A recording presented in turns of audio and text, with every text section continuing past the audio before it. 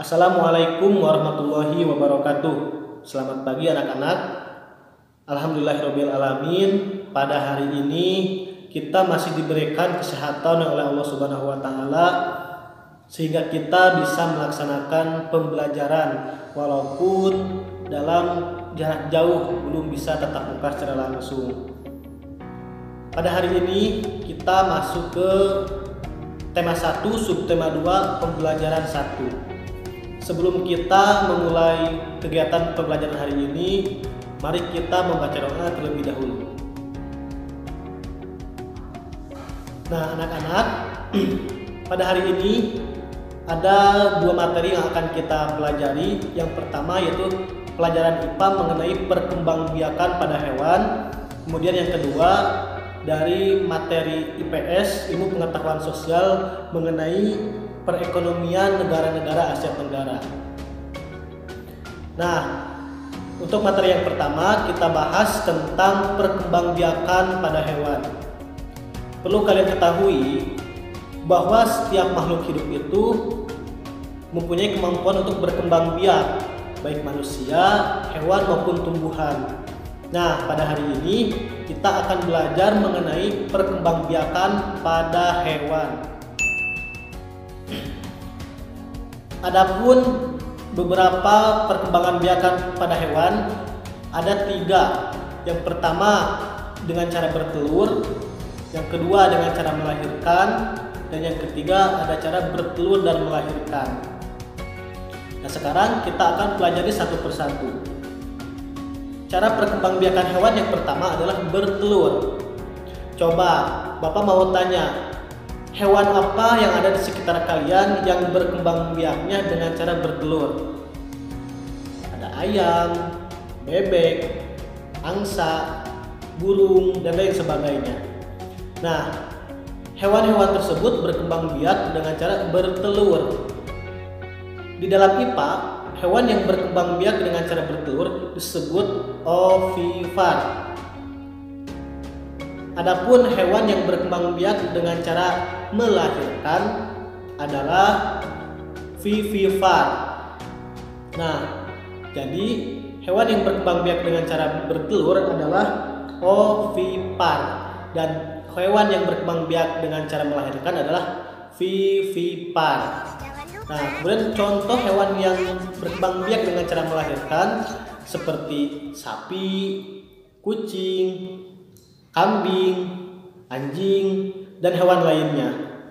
Biasanya hewan yang berkembang biak dengan melahirkan itu menyusui dan disebut dengan hewan mamalia. Jadi mamalia itu adalah hewan yang menyusui. Dan yang ketiga adalah hewan yang berkembang biak dengan cara bertelur sekaligus melahirkan. Contohnya adalah ular. Ada beberapa jenis ular yang ketika melahirkan mereka masih mengeluarkan telurnya sekaligus mengeluarkan cangkang telurnya. Nah, itu disebut ovovivipar. Jadi hewan yang berkembang biak dengan cara bertelur dan melahirkan. Nah, setelah kalian mempelajari tentang perkembangbiakan pada hewan, tadi kan ada berkembang biak dengan bertelur, kemudian berkembang biak dengan cara melahirkan, kemudian yang ketiga berkembang biak dengan cara bertelur dan melahirkan. Sekarang tugas kalian adalah tuliskan jenis-jenis hewan ataupun nama-nama hewan yang berkembang biak dengan cara yang pertama bertelur, kemudian yang kedua melahirkan, dan yang ketiga bertelur dan melahirkan. Nah, setelah kalian tadi belajar mengenai perkembangbiakan pada hewan, sekarang kita masuk ke pembelajaran IPS atau ilmu pengetahuan sosial. Nah, pembahasannya masih sama seperti hari-hari kemarin, minggu-minggu kemarin, masih seputar negara-negara ASEAN. Nah, sekarang Bapak akan mempersembahkan sebuah video, kalian simak dengan baik. Kita akan berjalan-jalan melihat video ini.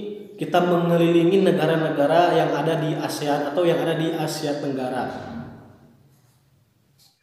Kawasan Asia Tenggara terletak pada jalur perdagangan dunia. Kawasan ini menjadi jembatan antara kawasan Eropa dan Asia Timur. Oleh karena itu, Asia Tenggara menjadi wilayah persaingan bagi pihak-pihak yang ingin memanfaatkan kedudukan strategis kawasan ini. ASEAN berperan sebagai wadah untuk menghindari persengketaan yang mungkin timbul. Dengan posisi yang strategis ini, setiap negara di kawasan Asia Tenggara memiliki kekayaan sumber daya yang menjadi kebutuhan negara. Nah, sekarang kita menuju ke negara Brunei Darussalam. Negara Brunei Darussalam terkenal dengan kekuatan sumber daya alam berupa minyak bumi dan gas alam. Brunei menjadi negara di Asia Tenggara yang memiliki pendapatan per kapita tertinggi karena gas alamnya. Kemudian negara Filipina adalah sebuah negara kepulauan yang mata pencaharian sebagian besar penduduknya adalah di bidang pertanian. Filipina berhasil menjadi salah satu negara di dunia yang dapat membangun dan mengembangkan pertaniannya dengan baik. Beberapa produk unggulan hasil pertaniannya diekspor ke berbagai negara, seperti nanas, padi, kelapa, dan gula. Hasil pertanian ini juga yang menunjang perkembangan ekonomi di negara ini.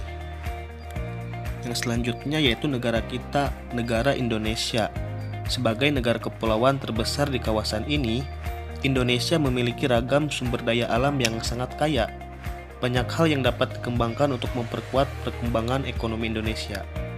Saat ini Indonesia mengekspor minyak dan gas bumi, tekstil, dan produk-produk dari kayu. Keindahan alam Indonesia pun merupakan daya tarik yang menjadi sumber devisa negara dari sektor pariwisata. Selanjutnya negara Kamboja. Di Kamboja mengalir Sungai Mekong. Daerah sekitar Sungai Mekong merupakan daerah yang subur. Mata pencaharian penduduk Kamboja adalah pertanian. Hasil pertanian Kamboja yang besar adalah padi dan karet. Kemudian Laos bertetangga dengan Kamboja. Negara ini dilewati oleh aliran Sungai Mekong, sama seperti di Kamboja. Kegiatan pertanian banyak dilakukan di sepanjang aliran sungai ini.